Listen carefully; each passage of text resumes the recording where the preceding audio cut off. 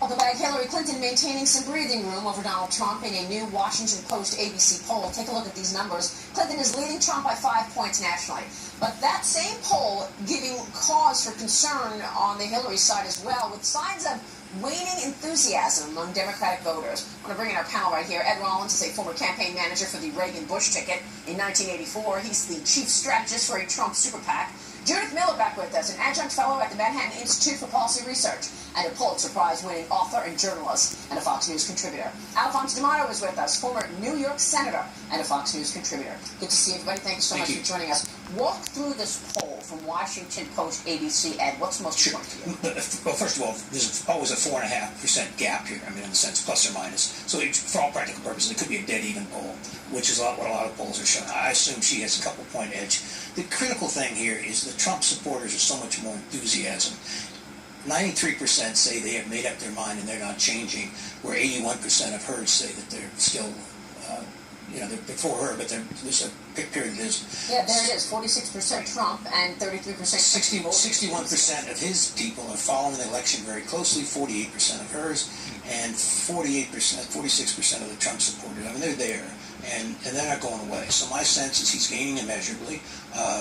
I think he's had a good couple weeks here. Normally by Labor Day it's pretty much over. This is not over by any means. And I think this is just one more indication that it's going to be a very close race. Judy, what do you think? I'm struck by the fact that 6 out of 10 voters say they dislike both candidates, and that neither is perceived by 6 out of 10 voters as either honest or trustworthy.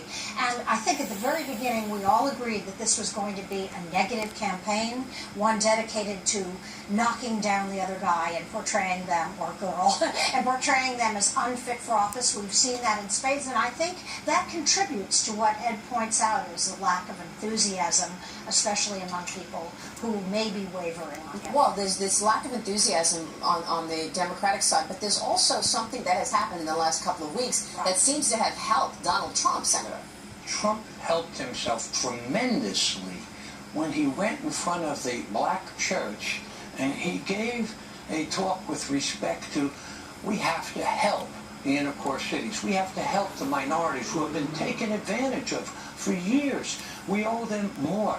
And I have to tell you, it's not that his vote within the African-American community is going to go soaring, but with others, with independents, with people who question whether or not he has the finesse, etc. Does he recognize the social ills and problems, or is he just concerned about the wealthy?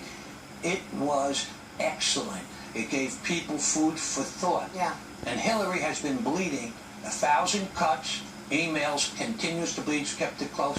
And take a look. This race is, as Ed said, a pick-em race. You've got to look at the battleground states. You've got to look at Ohio. Yeah, let's look at those poll numbers. And you got to look at Florida. Yeah, Florida, it's very close. In fact, there was one poll that showed him up in Florida. Well, the critical thing here is she has the stronger organization. She's had more money. She's got all the political organization that was built by Obama's 2 campaigns, but she just doesn't have the intensity that the voters had for Obama. He's had a good campaign the last couple of weeks. His new campaign management, I think, is structured better. It's working. And it's working better. He is a candidate. Well, he's been out all summer meeting voters. She's been running around with all the fat cats. And I think her comment the other night here in New York with the Barbara Streisand event, in which she called half of his supporters deplorable, the term deplorable, I think she's going to be haunted by that word the rest of this campaign. We're going to talk about that comment because that really resonated with a lot of people. By the way, there's also a health issue. We know that Hillary Clinton is fine.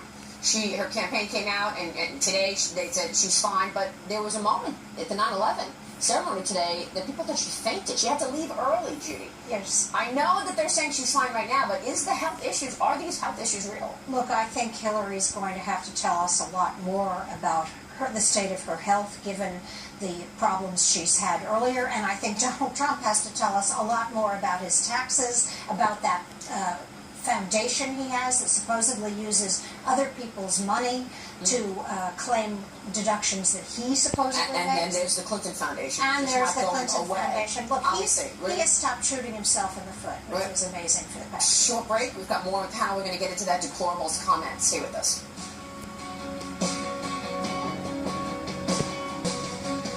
To just be grossly generalistic, you could put half of Trump supporters into what I call the basket of deplorables.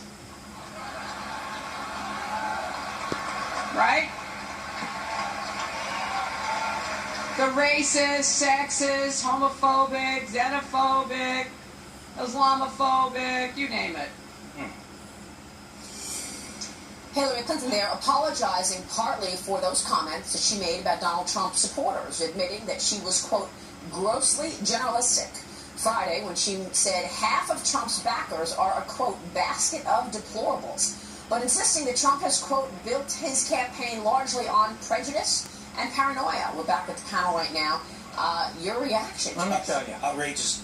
I want to say outrageous for somebody who really has the basket of deplorables. And you want to know who the basket of deplorables are? The dictators. The countries like Saudi Arabia who discriminate against everything that moves and some things that don't. The whole group of them who have given hundreds of millions of dollars to her foundation so that they could get and work their way. Yeah. And they did. The Russian group that bought the uranium plant and gave $135 million to the Clinton Foundation. Those are the deplorables. Those are the despicables. And let me tell you, patronage they brought to a new thing. Yeah. They make Boss Tweed look like a choir boy. Oh, incredible. But the bottom line is he's going to get at least 50 million votes, probably more, by the polls today.